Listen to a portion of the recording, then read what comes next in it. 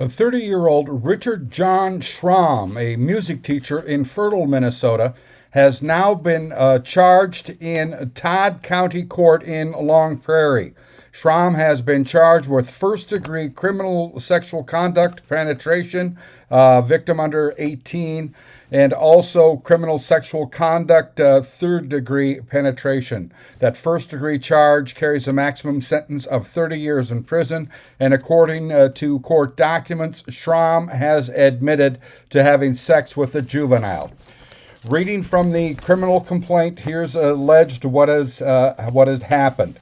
On July 24th at approximately 10:30 p.m., a Todd County Sheriff's Office received a report from a nurse with the St. Cloud Hospital of a sexual assault that occurred somewhere near or in the city of Gray Eagle. The reporting party indicated that a patient was sexually assaulted and the hospital was completing its sexual assault kit. The Todd County investigator was notified and conducted the investigation. General information was obtained regarding the juvenile victim. 15 years old female. Richard John Schrom, the defendant. The investigator reviewed and photographs from the victim's father. Several of the digital photographs had been labeled Snapshot Conversation. There was also a photograph labeled Richard Schrom Snapchat Information. In viewing this photograph, it appeared to be the defendant's Snapchat account profile, which displayed the account name as being Dick Schrom 116. In viewing the photographs labeled Snapchat Conversation, they appeared to be text messages sent through Snapchat between the victim and defendant. One of the messages sent by the defendant reads, "I know it's not the perfect answer. There is not enough sorry in the world for me to say. I can at least try, though." Another message from the defendant reads, "The last thing that needs to happen is you getting knocked up." The victim replied, "My mouth is shut. And I know." The defendant then asked, "Are you on any sort of birth control?" The messages continue with the victim advising she is not on birth control. There are additional messages exchanged before the defendant indicates if it's not too late for the Plan B pill and advised he would pay. The victim responded indicating she was not sure how she would get one as she did not want to see him. After reviewing the messages and account information, a preservation request for the Dick Schrom 116 Snapchat account was made by the investigator. After reviewing these photographs, an investigator took a statement from the victim's father, who indicated that she went with a friend to a cabin in Gray Eagle. He was unsure of the approximate location and advised most of the information had been relayed through a relative who the victim confided in. The father indicated that a sexual assault occurred on the evening of July 22nd or possibly in the early morning hours of July 23rd, but he learned of the sexual assault on July 24th after the victim revealed the assault to a family member. On July 26th, the investigator received information from the St. Cloud Police Department advising they had picked up the sexual assault kit and were submitting it to the BCA lab for analysis. The St. Cloud Police Department also provided the investigator with copies of the documents they received from the hospital related the sexual assault, including the BCA sexual assault evidence testing and storage consent form, which had been signed by the victim.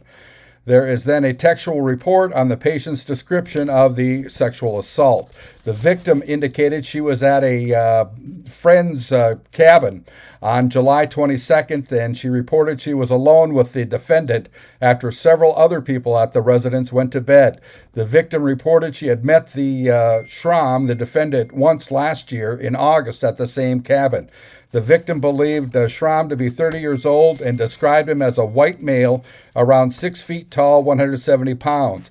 The victim confirmed that the defendant had inquired about her age earlier in the day. The victim told the defendant that he was genuinely twice her age, following up, "'Cause I am 15. At the end of the evening, the defendant walked with the victim to the fish house where she was going to sleep. The defendant had his arm around the victim's waist and initiated kissing with her. The defendant made a comment indicating that he knew it was wrong and he could get in trouble for it. The defendant, Schrom, then forcefully engaged in sexual penetration with the victim. The sexual assault occurred outside behind the in-ground pool fence near where the victim's friend had her car parked. The victim indicated she told the defendant between the first and second time he began kissing her that it was a bad idea. The victim advised that she was not okay with kissing. The victim indicated she had just kind of went along with it. The defendant Schrom then allegedly engaged in several forceful acts, eventually leading to sexual penetration with the victim. The victim indicated that she kind of complied, advising she figured if she tried to get away from the situation or say something, it would have made it worse. The victim reported the defendant, Schrom, messaged her via Snapchat following the incident. Victim reported the defendant indicated he was sorry about what had happened, and he told her not to tell anyone because it could ruin his career and marriage. The conversation then went on to pregnancy and the Plan B pill.